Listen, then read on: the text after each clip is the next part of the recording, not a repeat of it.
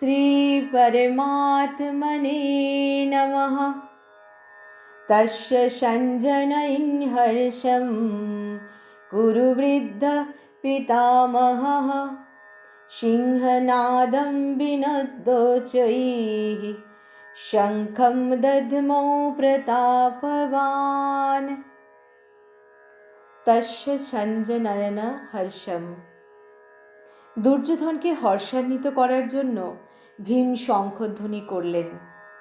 এর দ্বারা সঞ্জয় বোঝাতে চাইলেন পিতামহ ভীষ্মের শঙ্খধ্বনি শোনামাত্র দুর্যোধনের হৃদয় আনন্দিত হয়ে উঠবে। ভীষ্মের এই প্রভাবটি বোঝাবার জন্যই সঞ্জয় পরে প্রতাপবান শব্দটি যোগ করেছেন। কুরুবৃদ্ধা।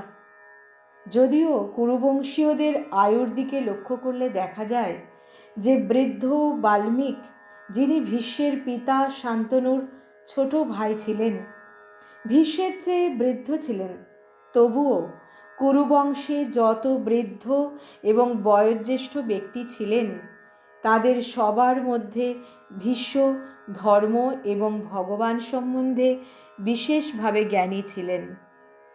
তাই জ্ঞানবৃদ্ধ হওয়ার জন্য সঞ্জয় ভীষ্মকে কুরুবৃদ্ধ বলে বিশেষণে ভূষিত করেন। প্রতাপবান। ভীষ্মের ত্যাগের খুব প্রভাব ছিল। ইনি কামিনী কাঞ্চন ত্যাগ করেছিলেন, অর্থাৎ তিনি রাজ্য গ্রহণ করেননি এবং বিবাহও করেননি। ভীষ্ম যেমন অস্ত্রচালনায় নিপুণ ছিলেন, তেমনি শাস্ত্রজ্ঞানেও অসামান্য ছিলেন। তার এই দুটি গুণেরই প্রভাব তখনকার ব্যক্তিদের উপর পড়েছিল। ভীষ্ম একা যখন তার ভাই বিচিত্রবীর্যের জন্য কাশীরাজের কন্যাত্রয়কে স্বয়ম্বর সভা থেকে অপহরণ করে নিয়ে আসছিলেন, সেই সময় স্বয়ম্বর সভায় উপস্থিত যত ক্ষত্রিয় একযোগে তাকে আক্রমণ করেন, কিন্তু ভীষ্ম একাই তাদের সকলকে পরাজিত করেন। যে গুরুর কাছে অস্ত্রবিদ্যা শিক্ষা করেন সেই পরশুরামের কাছেও তিনি হার স্বীকার করেননি। পিতামহ। এই শব্দটির বিষয়ে এই মনে হয় যে দুর্যোধন চতুরতার দ্বারা দ্রোণাচার্যকে যা বলেছিলেন, দ্রোণাচার্য তার কোনো উত্তর দেননি। তিনি ভেবেছিলেন যে দুর্যোধন চাতুরি করে আমাকে প্রভাবিত করতে চাইছে, সেজন্য তিনি চুপ করেছিলেন। কিন্তু পিতামহ অর্থাৎ ঠাকুরদা হওয়ার সুবাদে ভীষ্ম দুর্যোধনের চাতুরির মধ্যে তার ছেলে মানুষই লক্ষ্য করেছিলেন। সেই জন্য পিতামহ ভীষ্ম দ্রোণাচার্যের মতো চুপ করে না থেকে দুর্যোধনের ছেলে মানুষই ভাবকে আনন্দিত করার জন্য শঙ্খধ্বনি করলেন। সিংহনাদম বিনোদ্যচৈ শঙ্খম দধ্মৌ। সিংহের গর্জন শুনে হাতি ইত্যাদি বড় বড় পশু যেমন ভীত সন্ত্রস্ত হয়, তেমনি গর্জনের দ্বারা সকলে যেন ভয় বিহ্বল হয় এবং দুর্যোধন খুশি হয়, এই ভাবনার দ্বারা পরিচালিত হয়েই ভীষ্ম সিংহের মতো গর্জন করে জোরে শঙ্খ বাজিয়েছিলেন।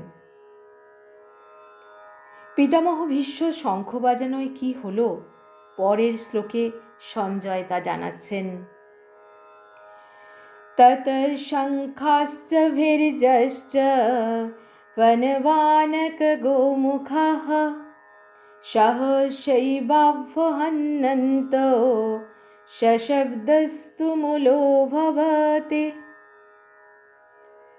তত শঙ্খাশ্চ ভির্যশ্চ বনবানক গৌমুখাঃ। ভীষ্ম যদিও যুদ্ধারম্ভ ঘোষণা করে শঙ্খধ্বনি করেননি, তিনি দুর্যোধনকে প্রসন্ন করার জন্যই শঙ্খ বাজিয়েছিলেন, কিন্তু কৌরব সৈন্যগণ ভীষ্মের শঙ্খ বাজাবার কারণ হিসেবে যুদ্ধ ঘোষণা বলে ধরে নিয়েছিল। তাই ভীষ্ম শঙ্খধ্বনি করায় কৌরব সেনাদের শঙ্খ ইত্যাদি বাদ্য একসঙ্গে বেজে উঠল।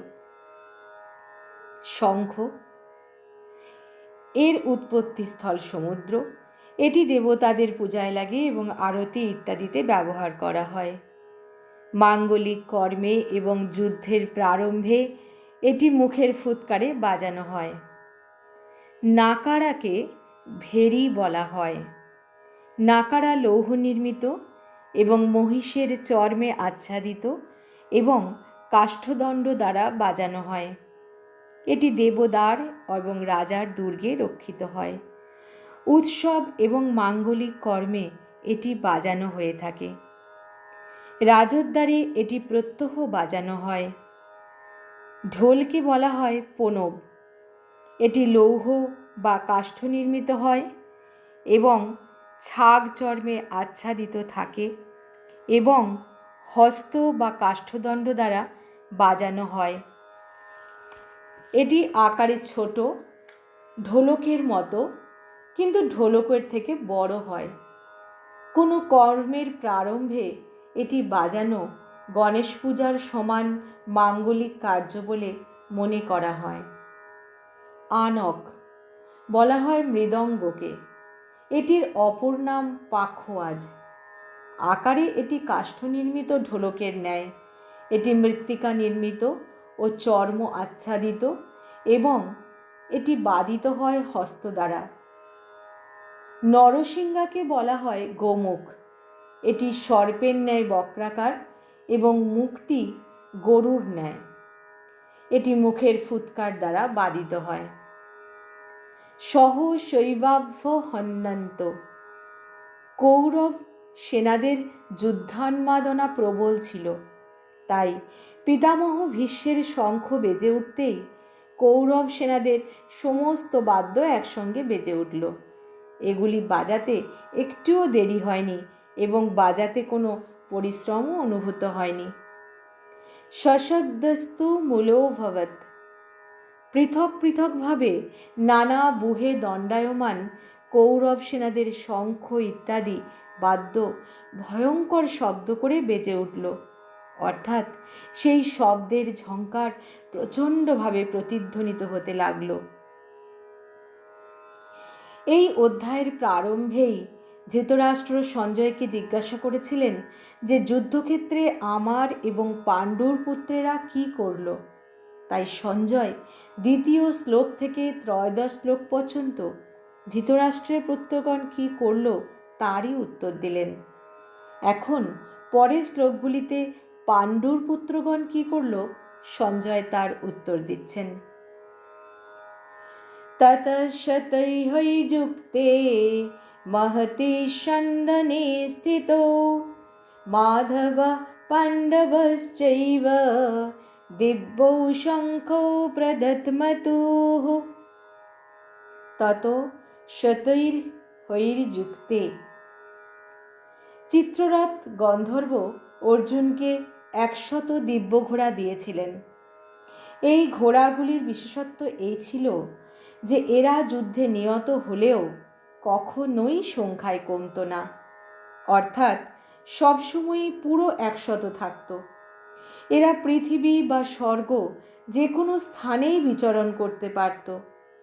এদের মধ্য থেকেই 4টি সুন্দর সুশিক্ষিত সাদা ঘোড়া অর্জুনের রথকে চালিত করার জন্য যুক্ত করা হয়েছিল। মহতি স্যন্দনে স্থিত। যজ্ঞের অগ্নিতে ঘৃত আহুতি দেওয়া হয়। অগ্নিদেব একবার এই ঘৃত আহার করতে করতে অজীর্ণ রোগগ্রস্ত হয়ে পড়েন। তাই অগ্নিদেব খাণ্ডববন গ্রাস করে বা জ্বালিয়ে নিজ অজীর্ণ রোগ দূর করতে চেয়েছিলেন, কারণ খাণ্ডববনে এমন কিছু বিশেষ গাছ আছে যেগুলি অজীর্ণের ঔষধ স্বরূপ। কিন্তু দেবতাগণ ওই বনের রক্ষক থাকায় অগ্নিদেব এই কার্যে সফল হননি। তিনি যখনই খাণ্ডববন দহন করতে শুরু করেন তখনই বর্ষার দেবতা ইন্দ্র বৃষ্টির জলে অগ্নি নির্বাপিত করে দেন। শেষকালে অর্জুনের সহায়তায় অগ্নিদেব সমস্ত বনটি দহন করে তার অজীর্ণ রোগ দূর করেন এবং তিনি প্রসন্ন হয়ে অর্জুনকে এই বিরাট রথটি উপহার দেন। 9টি বলদ বাহিত শকটে যত অস্ত্রশস্ত্র বহন করা যায় এই রথটিতে ততটাই বহন করা যেত। রথটি স্বর্ণমণ্ডিত এবং তেজময়। এর চাকাগুলি বিশাল ও দৃঢ় এবং ধ্বজাটি বিদ্যুতের মতো ঝলক দিত। রথের ধ্বজাটি 1 যোজন অর্থাৎ 4 ক্রোশ দূর থেকে দেখা যেত, কিন্তু তা সত্ত্বেও এটি রথের ভারস্বরূপ ছিল না বা কোথাও থেমে যেত না কিংবা বৃক্ষ ইত্যাদিতে আটকিয়ে যেত না। ধ্বজাটির ওপর হনুমান বিরাজমান ছিলেন। স্থিতৌ বলার তাৎপর্য এই যে সেই সুন্দর এবং তেজময় রথে সাক্ষাৎ ভগবান শ্রীকৃষ্ণ এবং তার প্রিয় ভক্ত অর্জুন বিরাজমান থাকায় রথটির শোভা এবং তেজ বহুল পরিমাণে বৃদ্ধি পেয়েছিল। পাণ্ডব মাধব পাণ্ডবশ্চৈব, মা লক্ষ্মী দেবীকে বলা হয়, ধ হচ্ছেন তাঁর স্বামী, সুতরাং মাধব হলেন লক্ষ্মীপতি। এখানে পাণ্ডব অর্থে অর্জুনকে বোঝাচ্ছে, কারণ সমস্ত পাণ্ডব যোদ্ধাগণের মধ্যে অর্জুনই প্রধান ব্যক্তি। পাণ্ডবানাং ধনঞ্জয়। অর্জুন নর এবং শ্রীকৃষ্ণ নারায়ণ নামে 2 আপ্তকাম ঋষির অবতার। মহাভারতের সমস্ত পর্ব আরম্ভের সময় নর অর্জুন এবং নারায়ণকে নমস্কার করা হয়েছে। নারায়ণং নমস্কৃত্যং নরং চৈব নরোত্তমম। এই দৃষ্টিতে পাণ্ডব সৈন্যদের মধ্যে ভগবান শ্রীকৃষ্ণ এবং অর্জুন এই দুজন হলেন প্রধান। সঞ্জয়ও গীতার শেষে বলেছেন যে স্থানে যোগেশ্বর শ্রী ভগবান শ্রীকৃষ্ণ এবং গান্ডীব ধনুর্ধারী অর্জুন থাকবেন, সেখানেই সৌন্দর্য, বিজয়, বিভূতি এবং অটল নীতি বিরাজ করবে। দিব্যৌ শঙ্খৌ প্রদধ্মতু। ভগবান শ্রীকৃষ্ণ এবং অর্জুনের কাছে যে শঙ্খ ছিল সেগুলি তেজময় এবং অলৌকিক, সেগুলি তারা অত্যন্ত জোরে বাজিয়েছিলেন। এখানে প্রশ্ন আসতে পারে যে কৌরব পক্ষের প্রধান সেনাপতি ছিলেন পিতামহ ভীষ্ম, সেজন্য তিনি যে সর্বপ্রথম শঙ্খধ্বনি করেছিলেন তা উচিত কাজ হয়েছিল, কিন্তু পাণ্ডব সৈন্যদলের প্রধান সেনাপতি ধৃষ্টদ্যুম্ন থাকাতেও সারথীরূপে শ্রীকৃষ্ণ কেন সর্বপ্রথম শঙ্খধ্বনি করেছিলেন? এর উত্তর হচ্ছে যে ভগবান সারথী হন বা মহারথী হন, তার প্রাধান্য কখনো কম হয় না।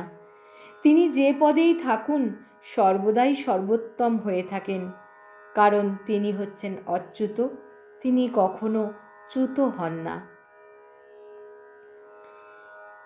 পরবর্তী 4টি শ্লোকে পূর্ব শ্লোকটির বিস্তারিত বিবরণ দিতে গিয়ে সঞ্জয় অন্যান্যদের শঙ্খধ্বনির বর্ণনা করেছেন। পাঞ্চজন্যং ঋষিকেশঃ দেবদত্তং ধনঞ্জয়ঃ পৌণ্ড্রং দধৌ মোষঃ শঙ্খং ভীমকর্মা বৃকোদরঃ। পাঞ্চজন্যং ঋষিকেশঃ, সকলের অন্তর্যামী অর্থাৎ সকলের হৃদয়ের কথা যিনি জানেন, সেই সাক্ষাৎ ভগবান শ্রীকৃষ্ণ পাণ্ডবদের পক্ষ থেকে পাঞ্চজন্য নামক শঙ্খ বাজালেন। পাঞ্চজন নামক শঙ্খরূপধারী দৈত্যকে বধ করে ভগবান তার শঙ্খ রূপটি গ্রহণ করেছিলেন, তাই এই শঙ্খের নাম পাঞ্চজন্য। দেবদত্তং ধনঞ্জয়। রাজসূয় যজ্ঞের সময় অর্জুন বহু রাজাকে পরাজিত করে অনেক ধনসম্পত্তির অধিকারী হয়েছিলেন, তাই তার নাম হয়েছিল ধনঞ্জয়। নিবাত, কবচ ইত্যাদি দৈত্যদের সঙ্গে যুদ্ধের সময় ইন্দ্র অর্জুনকে দেবদত্ত নামক শঙ্খ প্রদান করেন। এই শঙ্খধ্বনি অত্যন্ত জোরে হতো, যার ফলে শত্রু সৈন্য ভীতচকিত হতো। এই শঙ্খটি অর্জুন বাজালেন। পৌণ্ড্রং দধৌমো মহাশঙ্খম ভীমকর্মা বৃকোদর। হিড়িম্বাসুর, বকাসুর, জটাসুর ইত্যাদি অসুর এবং কীচক, জরাসন্ধ ইত্যাদি শক্তিশালী বীরদের হত্যা করায় ভীমসেনের নাম হয়েছিল ভীমকর্মা। তার উদরে জঠরাগ্নি ভিন্ন বৃক নামক একটি বিশেষ অগ্নি ছিল, যার জন্য তিনি অত্যধিক খাদ্য হজম করতে পারতেন। সেই জন্য তার আরেকটি নাম হয়েছিল বৃকোদর। এইরূপ বীর ভীমকর্মা বৃকোদর ভীমসেন এক বিশাল আকারের শঙ্খ বাজালেন, যার নাম পৌন্ড্র।